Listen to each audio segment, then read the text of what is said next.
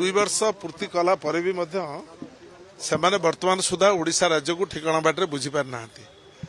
जहा फल आज गरीब लोक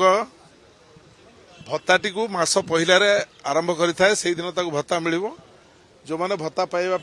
उपयुक्त से माने भत्ता आशा कर जो अधिक भत्ता कहते समस्त को 3000 टका देवे ता तो संभव है नहीं तेरे जो 1000 टका भत्ता पाइबा व्यवस्था को समस्त अपेक्षा कर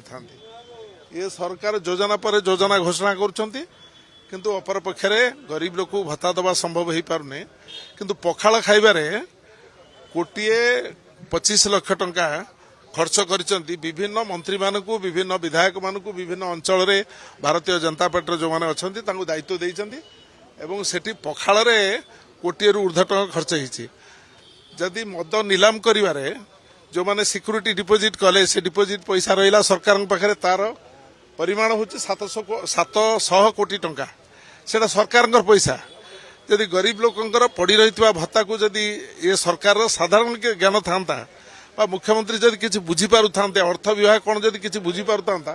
सेही अर्थ को एटी व्यवस्था करिकी परे तांको डबल इंजिन सरकार बड़ इंजिन